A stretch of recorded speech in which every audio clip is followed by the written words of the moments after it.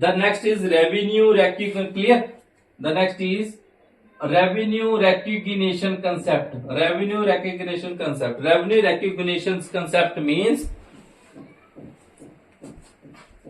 आपका जो भी रेवेन्यू आप अर्न कर रहे हो, मान लो आप जैसे मैंने बोला कि अकाउंटिंग पीरियड होता है 1 अप्रैल से 31 मार्च।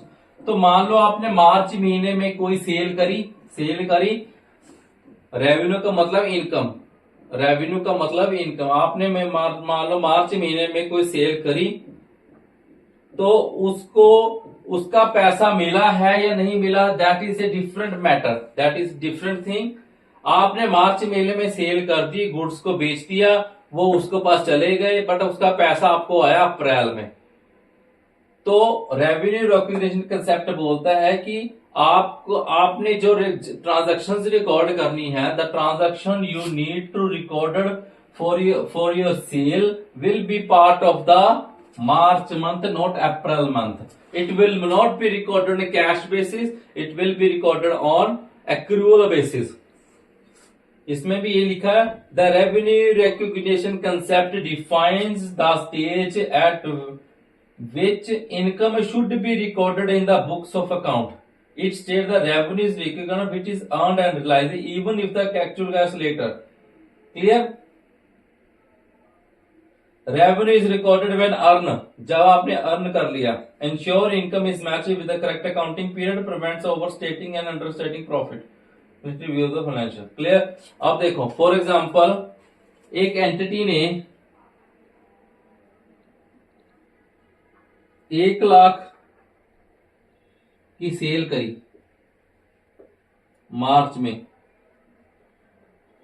बस उसकी जो पेमेंट है, उसका जो पैसा आया वो आया अप्रैल में। देखो 1 लाख की मैंने सेल करी मार्च महीने, बट उसका पैसा आया अप्रैल में। तो ये 1 लाख की सेल मार्च महीने में, मतलब इस पीरियड में ही मानी जाएगी। मान लो ये अभी फिलहाल जो पीरियड चल रहा है उसको क्या बोलेंगे, 2025-26। 25 के 9 महीने और 26 के 3 महीने को बोलते हैं 25-26, फाइनेंशियल ईयर 25-26। तो वो इसी साल का पार्ट माना जाएगा ये वाला। ठीक है? अगर मान लो इसकी से पेमेंट अप्रैल में, मई में, अगले साल में है, तो वो अगले साल की ट्रांजैक्शन नहीं मानेगी, वो इसी साल की ही ट्रांजैक्शन मानी जाएगी। Clear? This is called revenue recognition concept. So revenue recognition concept means revenue is recorded when earned. आप अर्न मतलब आपने जब सेल कर दी, ट्रांजैक्शन होगी, बिल काट दिया और उसको पेमेंट, बिल काट दिया, उसकी पेमेंट जब आए बाद में आए, तो वो तो इस साल का ही पार्ट माना जाएगा।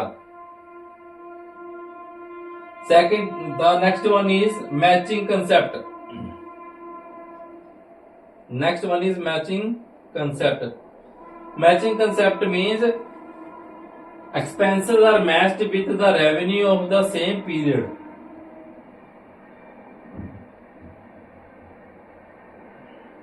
अगर मान लो आपने कोई रेवेन्यू से रिलेटेड, अब इसी से इस मैचिंग कंसेप्ट इसी से थोड़ा मिलता जुलता है। मिलता जुलता कैसे है? मान लो आपने 1 लाख की सेल करी मार्च महीने में, 1 लाख की सेल करी मार्च महीने में, 1 लाख की सेल करी मार्च महीने में। इसका पैसा बाद में जब आए ना आए बात की बात है, बट ये इस मार्च महीने में ही का ही पार्ट माना जाएगा। ये नहीं देखा जाएगा कि इसकी पेमेंट अप्रैल में आती है, मार्च में, अप्रैल में आती है, मई में आती है। जिस टाइम इसका बिल कट गया, इसका इनवॉइस कट गया, तो वो इसी ट्रांजैक्शन, तो वो ट्रांजैक्शन इस मंथ का ही पार्ट मानी जाएगी, ना कि अप्रैल की। ठीक है? अब मैचिंग कंसेप्ट क्या है? मान लो इस सेल को करने के लिए आपने एक ब्रोकर हायर कर रखा था, ब्रोकर या कमीशन, जो भी एक बंदा हायर कर रखा था। मान लो आपने एक बंदा हायर कर रखा है अपनी सेल को ग्रो करने के लिए, अपनी सेल को बूस्ट अप करने के लिए मैं कोई बंदा हायर कर रखा है, और वो बंदे को मैं कमीशन पे करता हूं जितनी वो मेरी सेल करवाता है। ठीक है? अब मार्च मंथ में मेरी उस बंदे ने 1 लाख की सेल करवाई, और उस बंदे को मैंने पेमेंट करी, उस बंदे को मैंने कमीशन पे करा, मई में जाकर, उस बंदे को पेमेंट कमीशन पे करा मई में जाकर। अब देखो जो उस बंदे को कमीशन पे करा मैंने, सपोज 10% पे करा, सपोज 10,000 पे कर रहा है, तो ये मेरा खर्चा है, ये मेरी इनकम है। तो वही चीज बोल रहा है मैचिंग कंसेप्ट। मैचिंग में मैच करके चलो कि वो those expenses which is related to your revenue, expenses related to your revenue, expenses on the commission related to your revenue will be part of the same month when the revenue is earned. Clear? So इसको मैंने, ये commission किससे related है, मेरी March month की cell से related है, तो ये खर्चा भी मार्च महीने का ही माना जाएगा। यही नहीं है कि मैं उसे पेमेंट कर रहा हूं मई मंथ में या उसे नेक्स्ट मंथ में। क्लियर? तो इसमें भी देखो वही चीज लिखी हुई है, expenses are matched with the revenue of the same period। मार्च या फरवरी मंथ या मार्च मंथ या कोई भी मंथ है, अगर मार्च, अब बार बार मैं मार्च मंथ की एग्जांपल इसलिए ले रहा हूं क्योंकि मार्च के बाद नेक्स्ट साल शुरू हो जाएगा, नेक्स्ट अकाउंटिंग पीरियड शुरू हो जाएगा। अगर फरवरी का मार्च में रिकॉर्ड आया तो सेम पीरियड तो सेम ही है ना, वो 24, 25, 26, बट मार्च और अप्रैल में डिफरेंस है। मार्च इस साल का पार्ट है, अप्रैल अगले साल का पार्ट है। That is why I am taking the March month example. Clear? So उसमें यही बोला, एक्सपेंसेस आर रिकॉर्डेड, बोलते एक्सपेंसेस रिकॉर्ड किए जाएंगे with the revenue of the same period. जो रेवेन्यू से रिलेटेड खर्चे हैं वो उसी मंथ के ही पार्ट माने जाएंगे, irrespective of the fact they paid in the next months. और वही एग्जांपल दी है कि 5 लाख की सेल मार्च मंथ में हुई और उसको 1 लाख का सेल कमीशन मिला अप्रैल में, तो जो सेल कमीशन है वो मार्च मंथ का ही पार्ट माना जाएगा। That is called matching concept. Matching concept means all expenses are recorded in the same accounting period as the revenue they help to generate. Clear? Next is full disclosure concept. Full disclosure concept, इसमें क्या है, all the significant information must be disclose in the financial statements. अब full disclosure का मतलब है कि जब आप, अब देखो सारी ट्रांजैक्शन रिकॉर्ड हो गई, जैसे सबसे पहले जो पार्ट होता है वो होता है रिकॉर्डिंग, फिर क्लासीफाई और समराइज, और जब साल खत्म हो जाता है तो अकाउंटेंट का जो किया काम उसे चार्टर्ड अकाउंटेंट वेरीफाई करता है, ऑडिट करता है। क्लियर? तो फुल डिस्क्लोजर कंसेप्ट मींस आपकी जितनी भी डिस्क्लोजर है, आपकी जितनी भी एक्टिविटी है। क्लियर? फॉर एग्जांपल अगर मैं डॉक्टर के पास जा रहा हूं, अगर डॉक्टर के पास जा रहा हूं तो मुझे पूरी चीजें डॉक्टर को बतानी पड़ेगी, ओनली देन ही कैन डिसाइड कि इसे कौन सी मेडिसिन देनी है।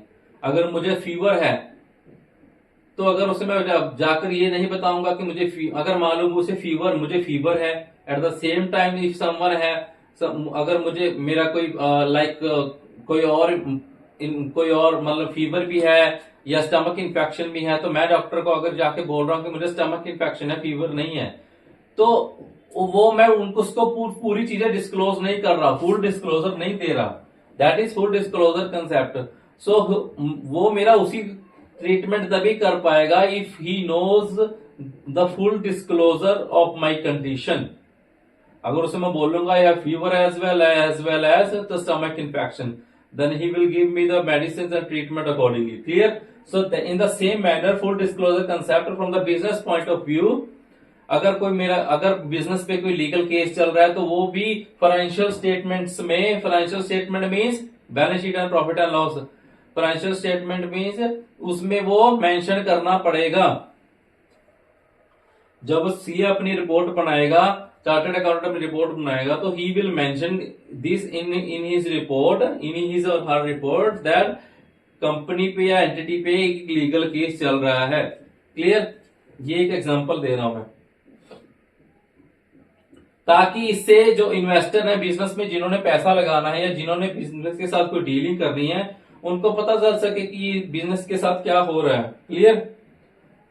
मतलब जो भी बिजनेस की हैपनिंग्स है कि बिजनेस में फायर ब्रोकआउट हुआ था इस साल, जिसके कारण बिजनेस ने एक लॉस, बड़ा लॉस हुआ, या बिजनेस पे एक लीगल केस चल रहा है, या बिजनेस ने किसी के साथ ये एग्रीमेंट कर रखा है, तो वो सारी चीजें full disclosure means you have to disclose each and every thing. इसमें भी यही लिखा है, all the important and relevant information related to financial performance and position of the business be clearly presented in the financial statements. अब इसमें हम ये नहीं बोल सकते ये मेरा पर्सनल मैटर है, मैं ये नहीं दिखा सकता। अगर ओनर बोले कि ये मेरा पर्सनल मैटर है, मैं नहीं मैं अपनी फुल इंफॉर्मेशन डिस्क्लोज नहीं कर सकता। ओ भाई, how is this your personal matter? You know the business and the owners are separate things. You have not recorded anything personally in your business. Then how is this personal? This is your business. You're doing a business. You are doing a trading. So you have to disclose everything, so the investors and the outside parties can know about the business position, about your business position, and they can make decisions accordingly.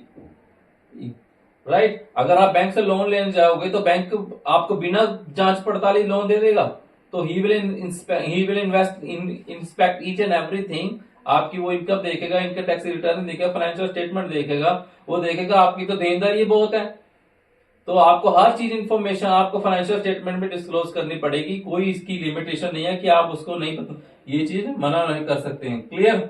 All the significant information must disclose in the financial statements, promotes transparency and reliability in reporting, जिससे ये clear transparency बनी रहे और एक clear reporting बने।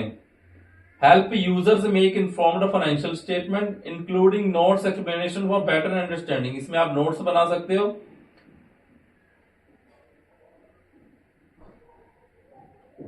Clear?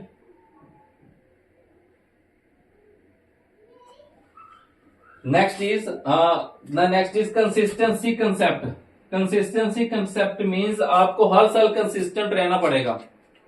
Consistent means जैसे मैंने आपको बोला कि एसेट्स हमेशा कॉस्ट पे रिकॉर्ड की जाती हैं, बट सब अदर कुछ चीजें अदर टॉपिक्स हैं, अदर फील्ड्स हैं जहां पे आप कुछ मेथड यूज करते हो। लाइक आपका स्टॉक है, तो स्टॉक की जो कॉस्ट, मान लो आपका क्लोजिंग स्टॉक है, आप किसी कपड़े का काम कर रहे हैं, तो आपको साल के एंड में आपका कुछ आपका बिका नहीं है, तो वो क्लोजिंग स्टॉक की वैल्यूएशन कैसे करनी है, तो उसके लिए मेथड्स होते हैं, first in first out, last in first out. क्योंकि आपके पास बहुत सारा स्टॉक पड़ा है, राइट? मान लो आपके पास 20 बंडल्स ऑफ स्टॉक पड़ा है, 20 बंडल्स पड़े हैं, तो आपने उसका स्टॉक की वैल्यूएशन करनी है कि मेरे पास कितना स्टॉक पड़ा है, राइट? ये तो मैं एक छोटी एग्जांपल दे रहा हूँ कि 20, बट अगर ये लार्ज क्वांटिटी में हो, 2000 बंडल्स हो, तो it is very difficult for you to valuate your stock. तो उसके मेथड्स होते हैं FIFO, LIFO, first in first out, LIFO होता है लास्ट इन फर्स्ट आउट, और इसी तरह डेप्रिसिएशन होता है मशीनरी को, लाइक आपकी जो एसेट्स है उन पे डेप्रिसिएशन लगता है, और डेप्रिसिएशन के लिए आपको मेथड यूज करने पड़ते हैं, like straight line method, diminishing value method. तो ये सारी चीजें ना, आप कंफ्यूज मत हो, फिलहाल के लिए आप इसे याद रखो कि ये कुछ ऐसे मेथड्स होते हैं।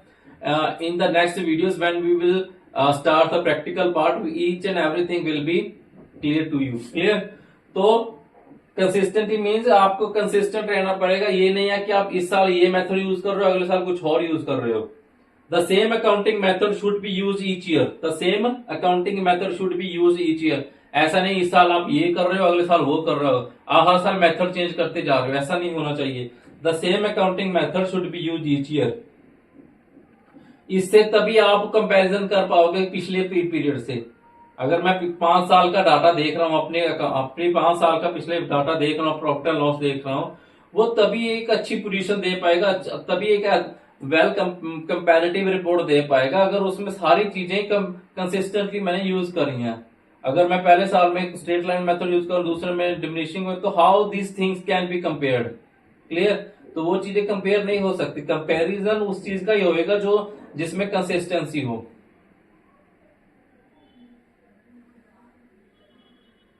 वही जो मैंने बोला। The next is conservative concept.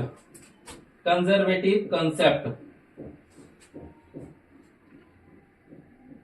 conservative concept means record expected losses immediately but recognize only when realized, prevents overstatement of income and national। इसमें क्या होता है देखो, इसको प्रूडेंस कंसेप्ट भी बोलते हैं, इसको प्रूडेंस कंसेप्ट भी बोलते हैं,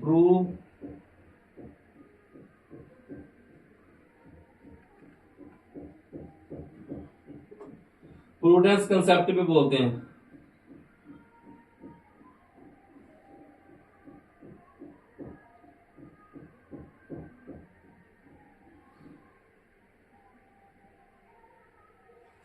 इस कंसेप्ट के अकॉर्डिंग आपके अगर कोई लॉसेस आप you feel कि your business is going to suffer some losses, so you have to record your losses immediately, like conservative concept. Conservative concept means अगर आपको लग रहा है कि मेरे बिजनेस में कोई मुझे नुकसान हो रहा है तो आप उसी को इमीडिएटली रिकॉर्ड कर सकते हो। For example, if a company expect a possible 1 lakh loss due to pending lawsuit, it should record this as expense immediately. However, it is anticipates a profit from another case, that income should not be recorded, it is actually received। Clear? तो इसमें वही चीज है कि consistency concept means आपको अगर कोई ऐसा लॉस हो रहा है, आप if your business seems to be है a loss, you can immediately claim this as an expense। क्लियर? मान लो आपने सेल करी, एग्जांपल दे रहा हूं, सेल करी और सेल 1 लाख की सेल करी और वो आपने क्रेडिट पे सेल करी। किस पे सेल करी? क्रेडिट पे। आपको कैश नहीं मिला, तो वो बंदा पिछले 4-5 महीने से आपको पैसे नहीं दे रहा था, नहीं दे रहा, मतलब आपका अभी भी 1 लाख खड़ा है, तो आपको लग रहा है कि वो मेरे को सिर्फ 20,000 ही दे पाएगा, 80,000 का मुझे मेरे पैसे खत्म, पैसे मेरे मतलब in the very simple language मेरे पैसे वो मर गए। तो ये तो 80,000 का रिकॉर्ड, उसको बोलते हैं बैड डेप्ट। बैड डेप्ट, तो वो उसका आपको इमीडिएटली क्लेम कर सकते हो खर्चा। Next is maternity concept. Conservative concept then is mortality concept। Mortality concept means items only significant or disclosed in detail, focus on information that affect decision making। If mortality concept means कि सिर्फ वही चीजों को ही financial state, जैसे मैंने यहां पर बोला था फुल डिस्क्लोजर, कि आपको हर चीज मेन चीजें आपको बतानी, तो उसी से रिलेटेड है ये मेटर्निटी कंसेप्ट। मान लो कंपनी ने 200 रुपए खर्च करे, मान लो कंपनी 200 रुपए खर्च करे, स्टेपलर खरीदा है या स्टेपलर या कुछ भी स्टेशनरी खरीदी है, 200 रुपए खर्च करे, तो इट इज नॉट मटीरियल, 200 रुपए अमाउंट है, खर्चा क्लेम हुआ है, तो इसको क्या डिस्क्लोज करोगे? इसका इतना मेटर्निटी कंसेप्ट मीन इसका फाइनेंशियल स्टेटमेंट में कोई खासा ज्यादा फर्क नहीं पड़ रहा। इन द सेम हैंड आपने 2 लाख की मशीनरी खरीदी है, तो वो डेफिनेटली आप मटर्निटी कंसेप्ट में आते हैं। आपकी materiality concept means only significant items are recorded और डिस्क्लोज्ड, जिसका फाइनेंशियल आपको पता है कि 200 और 2 लाख में there is a huge difference. आप बिजनेस पूरे साल में आपने वही ट्रांजैक्शंस को डिस्क्लोज करना है, जिसका जो मटेरियल इफेक्ट है, जिसका जो फाइनेंशियल स्टेटमेंट्स पे बड़ा इम्पैक्ट डाल रही है। अब पूरे साल में आपने देखा कि मोटा खर्चा कौन सा हुआ, 2 लाख की मशीनरी खरीदी है या 1 करोड़ की लैंड खरीदी है, तो वो चीजों का डिस्क्लोज मटेरियलिटी कंसेप्ट वो है कि उन चीज को डिस्क्लोज करना जरूरी है। जब चार्टर्ड अकाउंटेंसी अपनी एक रिपोर्ट प्रिपेयर करेगा, तो उसमें वो पूरे थ्रू आउट में देखेगा कि वो बड़ी बड़ी चीजें क्या हुई इस साल, इन्होंने मशीनरी खरीदी, इन्होंने लैंड खरीदा, इन्होंने एग्रीमेंट करा है, तो ये सारी चीजें फाइनेंशियल स्टेटमेंट में डिस्क्लोज करी जाएंगी। That is called materiality concept. ये इसी से रिलेटेड है फुल डिस्क्लोजर कंसेप्ट से। एक तरह के फुल डिस्क्लोजर में आपको बतानी तो पड़ेगी सारी चीजें कि ये हुआ ये हुआ। अब वो ही विल डिसाइड कि कौन सी चीजों को डिस्क्लोज करना या नहीं करना। The last one is objectivity concept.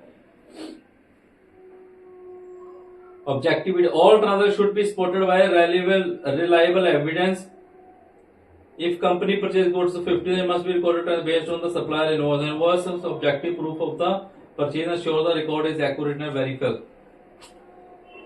All the transactions should be supported by a reliable document.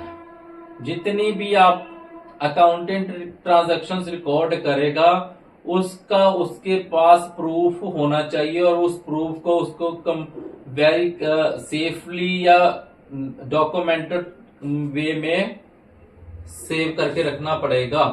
Clear. For example मैं पूरे साल में मैंने परचेज करी 50 लाख की, तो वो 50 लाख की जितने भी इनवॉइस है वो सारी इनवॉइस मेरे पास होनी चाहिए. क्लियर. क्यों होने चाहिए? अगर मैं मान लो मैंने 2 लाख का मशीनरी खरीदी, मान लो मैंने 2 लाख की मशीनरी खरीदी, तो 2 लाख की अगर मैं मशीनरी खरीद रहा हूं तो उसका अगर मेरे पास कोई प्रूफ नहीं है तो how I will justify this transaction. मैं उस ट्रांजैक्शन को जस्टिफाई कैसे करूंगा कि ये जो 2 लाख है ये जेन्युइन ट्रांजैक्शन है या नहीं है. ऑब्जेक्टिविटी मीन्स आपके पास all the transactions should be supported by the reliable proof. अगर मैं सेल कर रहा हूं तो सामने वाले को मैं बिल काट के दूंगा. क्लियर. तो वो अपना बिल अपने पास ओरिजिनल बिल उसको दूंगा, कॉपी मैं अपने पास रखूंगा. अगर कल को अगर मैं उसे इनवॉइस इशू नहीं करूंगा तो कल को अगर उसे कोई दिक्कत आएगी तो हाउ आई विल जस्टिफाई. या मैंने किसी से कोई चीज खरीदी, या इन वेरी सिंपल लैंग्वेज आप मान लो आप कोई अपने घर के लिए कोई चीज खरीदने गए. मान लो आपने एसी खरीदा अपने घर के लिए. एसी खरीदने गए, 50,000 का एसी आया, आपने पेमेंट कर दी, आपने कैश पेमेंट कराए और उसने आपको कोई बिल नहीं दिया. कल को एसी में कोई दिक्कत आ गई तो वो बंदा अगर मुकर गया कि मेरे पास तो एसी आप लेकर ही नहीं गए, तो what will you do. Right. तो every transaction should be supported by the reliable proof. अगर especially the big transactions. Clear. जितनी भी ट्रांजैक्शन रिकॉर्ड होंगी, मान लो आपका जो एम्प्लॉइज है वो पेट्रोल, आपने अपने किसी एम्प्लॉय को किसी ट्रिप पे भेजा, बिजनेस रिलेटेड ट्रिप पे भेजा कि जिस कस्टमर से पैसे लेके आना, तो उसका पेट्रोल का खर्चा हुआ, तो वो पेट्रोल बोल रहा है कि मेरा 1000 रुपए का पेट्रोल लग गया. तो आपके पास अगर पेट्रोल स्लिप हो गया, आप रिकॉर्ड करोगे, ठीक है ये जेन्युइन ट्रांजैक्शन है, it can be recorded, it will be recorded. अगर आपके पास जेन्युइन प्रूफ या स्लिप वगैरह नहीं होएगी तो आप कितनी ट्रांजैक्शन है जिसको आप जस्टिफाई करोगे. एक आध ट्रांजैक्शन मिस होएगी, कोई बात नहीं. अगर आपकी 50 पेट्रोल स्लिप्स हैं, पेट्रोल की ट्रांजैक्शंस हैं, उसमें आपकी 50 में से 40 ट्रांजैक्शन के अगेंस्ट आपके कोई प्रूफ नहीं है, तो how will you justify this 40 transaction. कैसे आप सीए को ये जस्टिफाई करोगे कि ये ट्रांजैक्शन जेन्युइन है या फेक है. क्लियर. तो आपके हर चीज का आपको रिकॉर्ड पे रखना पड़ेगा. Even if you are paying salary and wages to your employees, you have to maintain a salary and wage register as well with the signatures and like salary slip आप उन्हें इशू करते हैं या उनसे register पर sign लेते हैं, या आप इलेक्ट्रिसिटी बिल पे करते हैं उसकी आपको स्लिप मिलती है. तो हर एक ट्रांजैक्शन का आपके पास प्रूफ होना चाहिए. That is called objectivity concept. Clear. So this is all the concepts of accounting. I think this is the one of the biggest topic which is discussed so far. So there are 13 types of concepts. All are very these are the basically the ये वो चीज है जो आपकी accounting को define करती है कि आपने अकाउंटिंग कैसे रिकॉर्ड करना है. जैसे मैंने ऑब्जेक्टिविटी कंसेप्ट पढ़ा है ना, तो आप बोलोगे कि मैंने प्रूफ क्यों रखना है, ऑब्जेक्टिविटी कंसेप्ट फॉलो करना है. क्लियर. अकाउंटिंग पीरियड कंसेप्ट क्यों फॉलो करना है कि ये पीरियड है उसका. तो ये एक तरह के ओवर रूल्स है अकाउंटिंग के, जिसके बेसिस पे आपको अकाउंटिंग परफॉर्म करनी है. Clear. So this is all for the today's video. In the next video we will discuss the limitation of accounting and then I think most probably the theory part is over. Then we will start the journal entries, the most awaiting video of the +1 accounting series. Clear.